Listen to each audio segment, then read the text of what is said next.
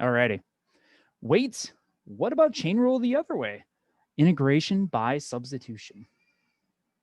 What is that? So we are learning to integrate more difficult expressions. We'll be successful when we can undo the chain rule. So how do you check to see if you did an indefinite integral correctly? I hope you said differentiate it, because that is the way you can check it to see if it's done correctly. Our goal in 4.5 is generally going to be to evaluate indefinite integrals that may have been the result of the chain rule. So basically, we're dealing with the derivative of something where the chain rule had to be applied. And we are trying to undo that. We're trying to find the antiderivative. What was the original function? We're trying to identify chain rules. We do that. That means we're trying to find and quote unquote undo the chain rule. Oh yeah, my animation got goofed because I wanted to make it look better. So again, here's the chain rule. This first one up here, right? Derivative of f of g of x with respect to x is f prime of g of x times g prime of x.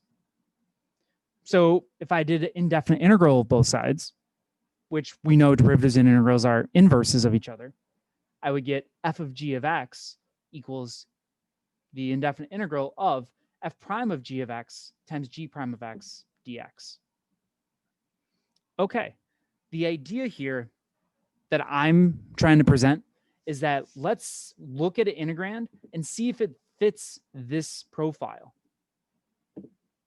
For instance, looking at this one, do I see the derivative of a function with the inner piece multiplied by the derivative of that inner piece? And in this case, I do. In this case, I see my inner function is g of x. My inner function g of x is x to the third plus 1. The derivative of that would be 3x squared, which I see right there. The tricky part here is, what's f prime of something? What's f of x? What's f prime of x? F prime of x really is 2u. So then f of x, or f of x would be, or f of u in this case, whatever, would be u squared. So really, I could say this is x plus 3 plus 1 squared plus c. Because again, I can see this piece right here, that's g of x. That's g prime of x, so the derivative of this inside piece. And then there's this right there. All right. Now, this one, to be fair, like is set up, I set this one up so you could see how this pattern could be applied. But this one we could also just multiply out and simply do like this. And this is an equivalent thing to this. Notice there's a plus c here and plus c here. When you multiply this out, you'll get the exact same thing, except you'll have a plus 1 and a plus c. The c in this case kind of absorbs that 1, and that's why these two are equivalent. Because again, we don't know what that c is. Maybe the one's there, maybe it's not. IDK, LOL. So I have 6 of these. We're not going to do all of them, but I'd like to do at least a couple of them. I was going to have you do them together in teams, and this is what we do in class. I'm not going to have you do that right now. I think what we're going to do instead is, here's the plan, is we're going to try to identify an f prime, g prime, and then see if that makes sense, plugging things in and going from there. We're going to do a Jamboard to kind of work on this. So I'm going to post this in chat. Why don't you go to the Jamboard? I'm going to create a poll real quick, because I want you to look at the 3 of those and vote.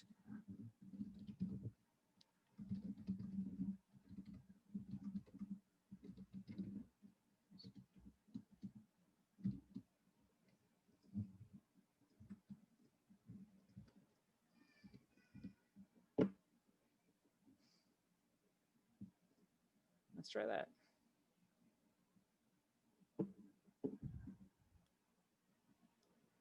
Okay. Oh, they were freak. All right, let's. I forgot I put letters on each of them. Nope, cancel. Let's edit this one.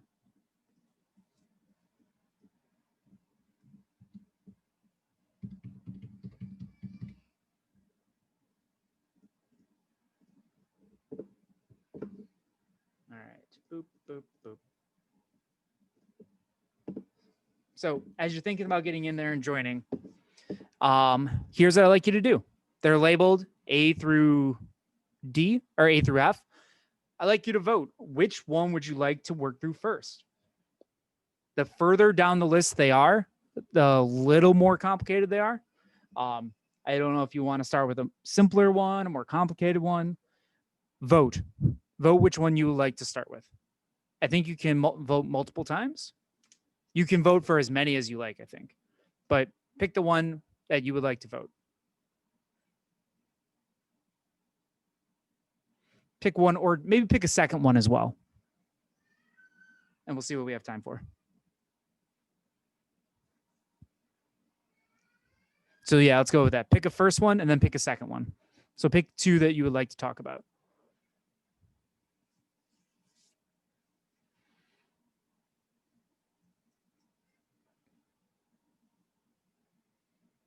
Oh.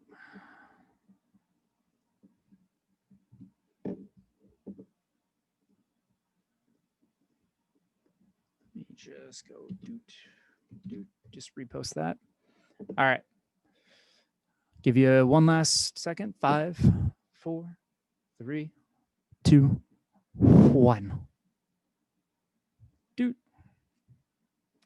All right. So here's what you did. So those are the ones we'll look at first. All righty. Oh, that's fine. No worries. So I'm going to pop this over here. My new share to that one, just so that we can record what I'm doing. I didn't know if it would go away after you click the first one or not. I didn't know how it would work. That's okay.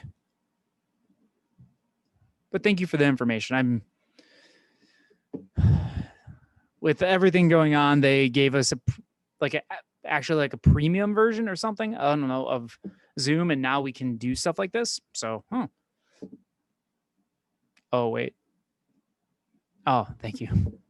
All right. So it looks like we'll look at C, then A, and then depending on time, B and D. But then the other ones are kind of the similar process. Also, I have answers from previous years on future slides. If you go to this presentation and just look through, you can see what other work that people did to get there. But yeah, let's pull those slides right there. So we're going to start with part C. So if you go to the third Jamboard, we'll start with that one. Okay. So I have the integral 1 plus cosine. Let's see, can I put my hand in? No, it's going to mess with me. No, that's right. This is not the good one. 1 plus cosine of x to the 4th times sine of x. Oh, dx. Can't forget that dx. Okay. So looking at that, again, I want to try to identify what could f of x, g of x, f prime of x, and g prime of x. What could those be? Now, you don't have to do this every single time. The more familiar you get with it, the less you'll need to do this. But I think it's a nice place to at least start. Wait, what one are you doing right now? I'm on slide 3. I'm on part C. Oh, I'm doing D. Thank you. That's a rip. You didn't ask about that. You asked about C. I looked at it and just totally picked a random one, apparently. Thank you for reminding me of the democratic process. All right. Integral of 7x squared plus 1 to the 4th times 14x. Thank you for catching that. So what might be helpful for me trying to see all this to try to figure out what the antiderivative of this should be. All of these are intentionally set up that I need to use substitution to help me out. And that's kind of what we're trying to do, is identify that so I can use substitution. Well, as I'm looking at this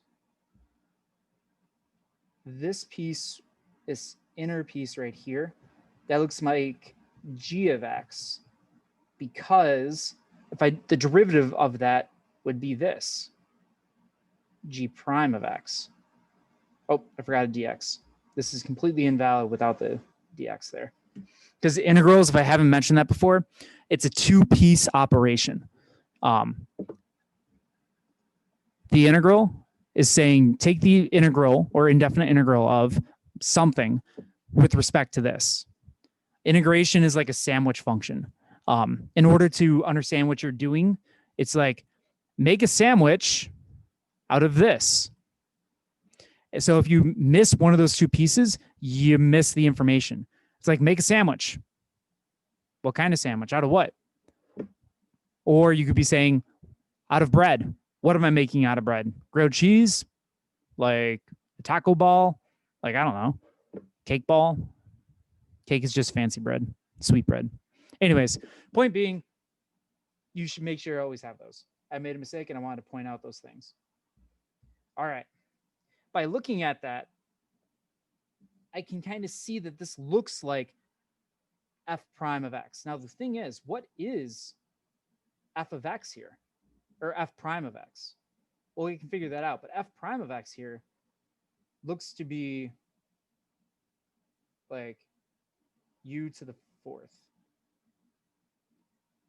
And I can kind of see that right here, right? There's some inner function to the 4th power. Some inner function to the 4th power. So if f prime of x is u to the 4th, and this is the one probably the trickiest part, f of x should be 1/5 u to the 5th.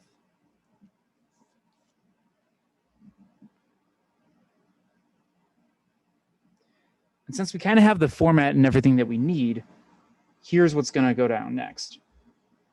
How? Why? Oh, why should u to the 4th become 1/5 u to the 5th?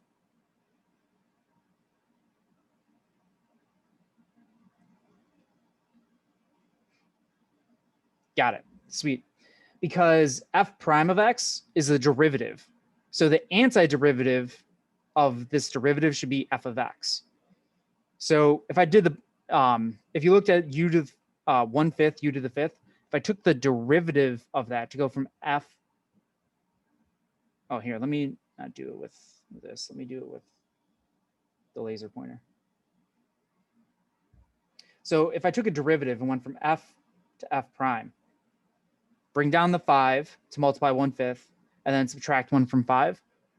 So that goes away, and that becomes 4, which is how I get here. So if I want to undo that, I've got to increase this by 1 and multiply by 1/5, which is how I get this part up here. Was that helpful?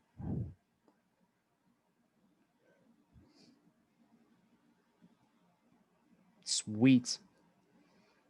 So to finish this off, this then would be equal to 1/5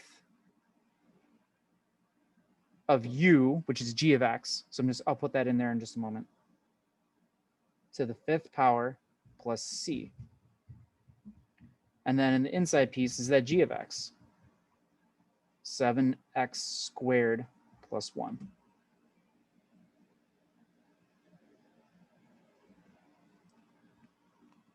Boom. So that's part C.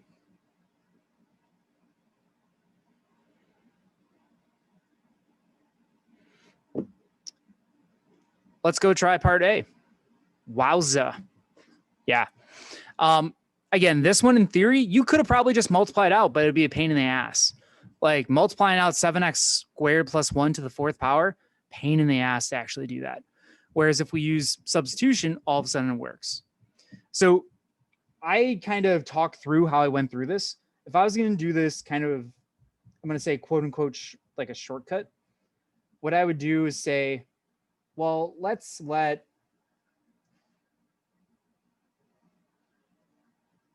u equal 7x squared plus 1. Then if I take the derivative of that, my du would be 14x. This can be seen right there, so I'm good. This can be seen, oh, I'm sorry, 14x, there's a dx on that. I forgot to include. And someone just came back, got it. There's a dx here. That's all right there. So what I could do is rewrite this whole integral. Oh, there's the back one. As the integral of u to the 5th du, which looks rather simple, or u to the 4th, I'm sorry, that's a 4.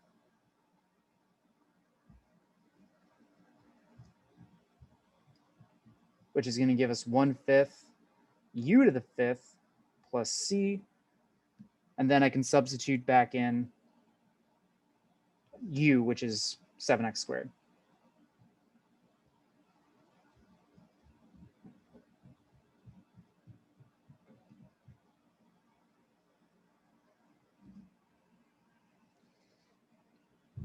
So I'm showing you kind of two different ways to think about this because I think it's helpful. Which way would you like me to keep going? Oh, so I showed you two methods. There's a method with f, g, f prime, g prime, and then there's a method with u and du. So let's make a new poll. Stop sharing poll results. I want to do A next anyways. Want to add a new poll. Can I not open a poll? Why cannot?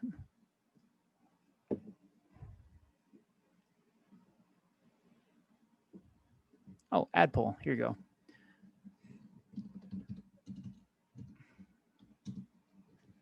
Which method would you like me to keep using? With function notation? With u and du?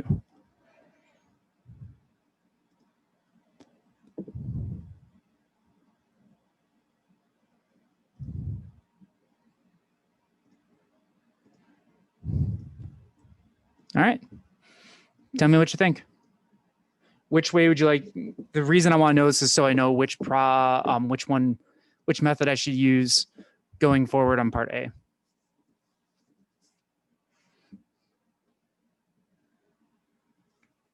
Oh, let me keep that up there so you can see that.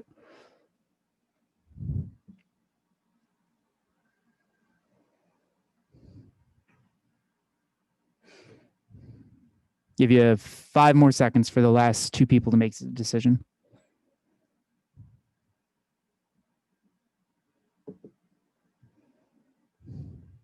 All right, I'm ending in 5, 4, 2, 1. Ah. All right. So people would like me to kind of keep going forward with that function notation. Cool, I will. The book is going to use u and du almost exclusively. So there's a lot of examples of that in the book for this. So I'm going to keep going with this because I think conceptually it might be more helpful. All right, so let's try this one. Oh, I'm just about using an eraser on my iPad. So I have the integral sine of x squared times 2x, so it happens to be in parentheses, dx. So I'm writing these down.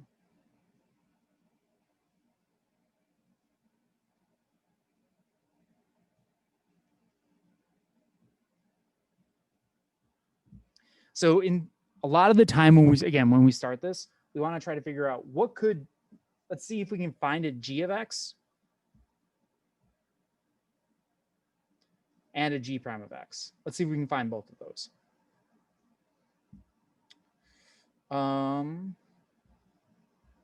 So let's see. G of x. That would be inside of some other function is the idea. Kind of looks like x squared might be that. Well, let's check. The derivative, if this is x squared, the derivative of that would be 2x, which we do see up there.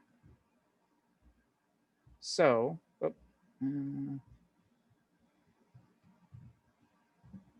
okay, so we have that. The last question to kind of help us out with this is thinking about what's f prime of x or f prime of u, or that inner function. Well, the only thing really left is the sine. So we're guessing that it's sine of u, because it's sine of something. There's already something in there. Will you ever, so make sure you keep that question, put it off to the side, don't delete it. That's a good question. Will we ever not see the derivative in the function? Sometimes, if the inside function is like 3x or 5x, and you don't see like 3 or 5 outside, that's okay. It just means you have to do you have to put something out there. And one of these addresses that a little bit. E does a little bit, actually. And I think one of the additional ones I had does. But if you ever don't see, like if I had 2x and there wasn't another x out there anywhere, you probably picked the wrong thing, or you need to use a different technique. So you will see it like that sometimes, not a whole lot in this section, because that's not where we're trying to fully confuse you yet. Eventually, you're going to have to be able to look at it and try different things. By the way, to finish this off, to go backwards to trying to figure out from f prime, what's f of x? Negative cosine of x, or cosine of u. Oh, geez.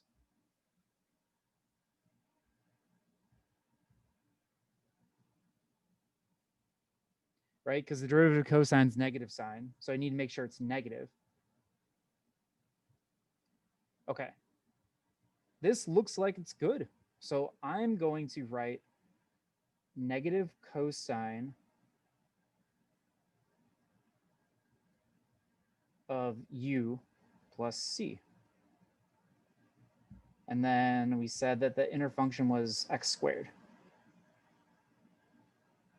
So that should be your answer. Now, you're just kind of going along with me on this. Let's double check, which is something, again, it takes time, but it's worthwhile. So here's the check. So if I do the derivative of that, I get negative sine of x squared times the derivative of that, which is 2x, plus 0, which gives me sine of x squared times 2x, which that is that. So we did good.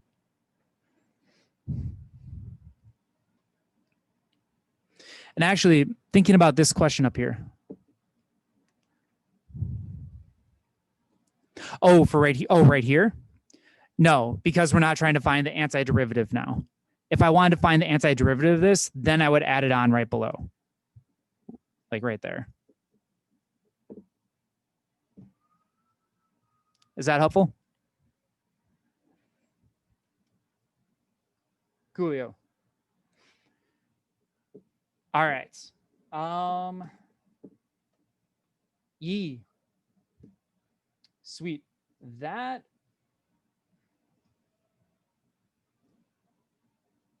Okay. So now that we did 2 of them, I'm going to leave the other ones for now. So you can check these out and play around with this.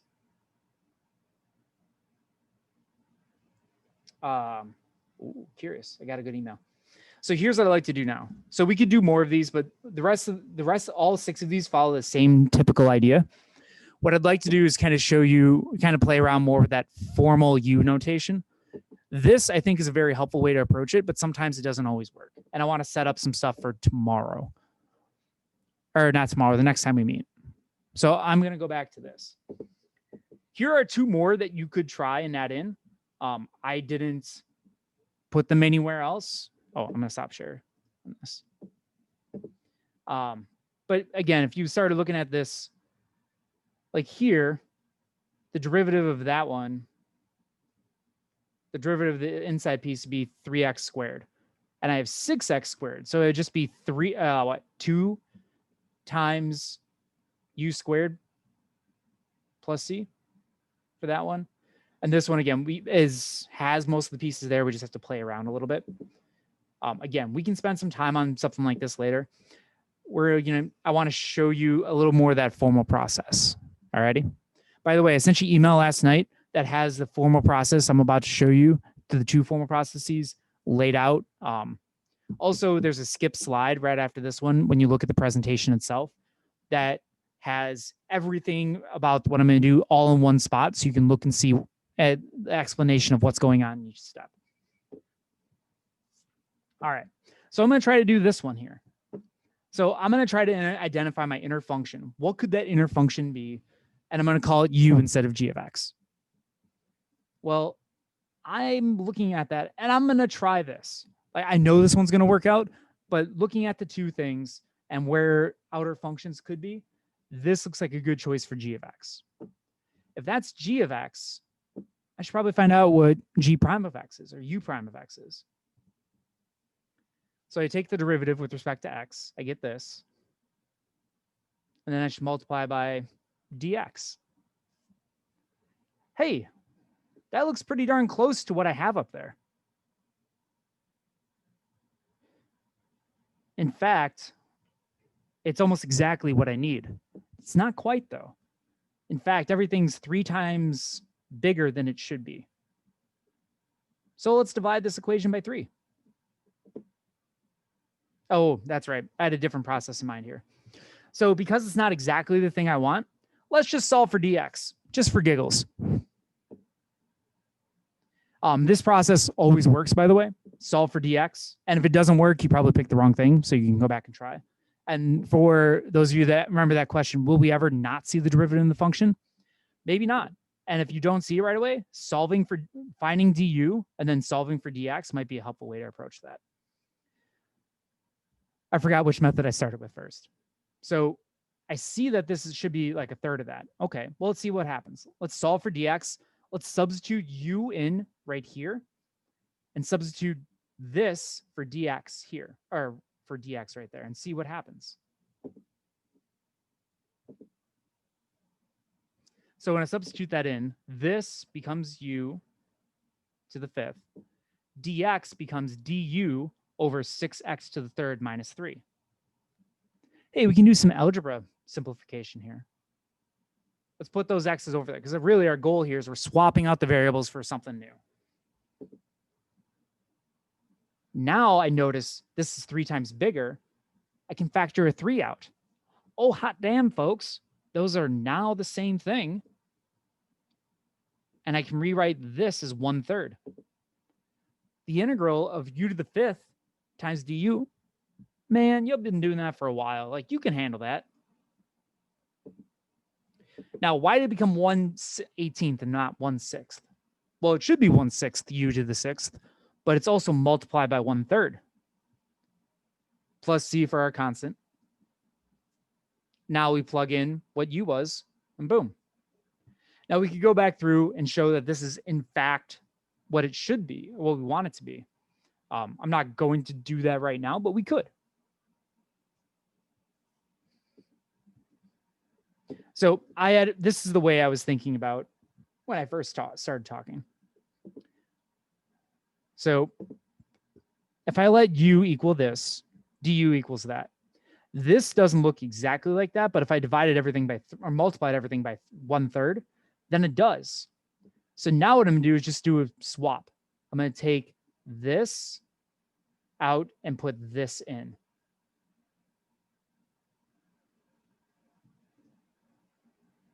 And I still get the same result. The difference here, again, there are two different ways to do the same thing. This in pre-calc, I'm talking about it a lot this year because it's something I'm just super fixating on right now. But even in pre-calc, there's a lot of times where we looked at something and we're like, here's a way that works all the time. Sometimes it takes a little bit longer to do, but it works. Cool. But then we're like, but here's a way that's a little bit quicker, but there's a lot more finessing you have to do to make it work and understand why it works.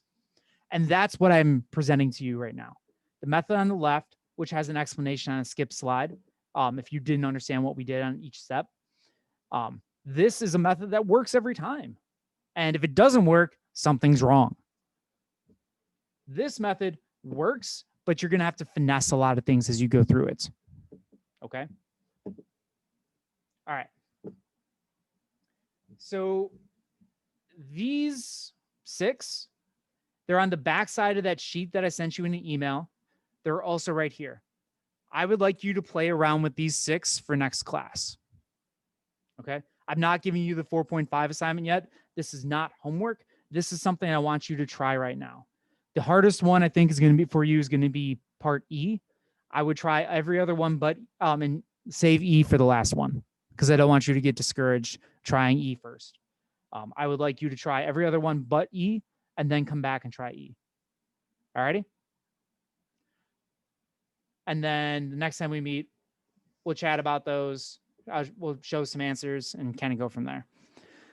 But you need to play around before I talk anymore. There's a lot of information that we looked at, and I normally spend 3 full class periods working on this lesson, and then a work day afterwards. So, like, we're doing a lot.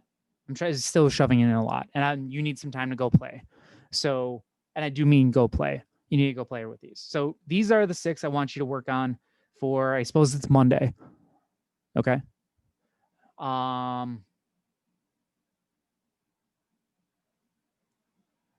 That's I think all I have for you right now.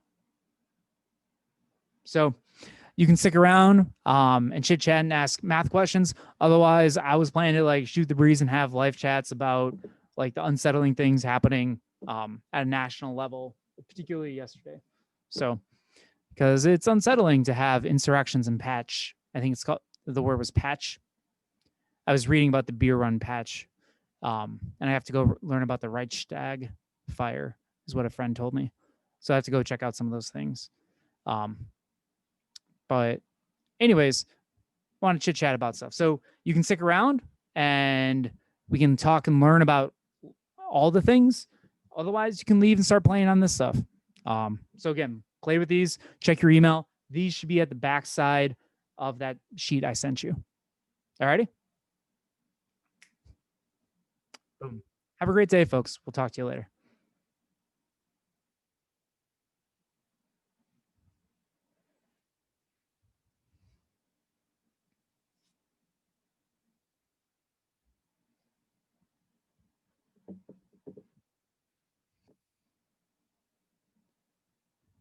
Yo. Man. So, like, with all the news and stuff that happened yesterday, like, I'm a little in awe that it's a thing that happened. Just friggin' shocked. I mean, not shocked. Oh, yeah, you're right. Thanks for reminding me.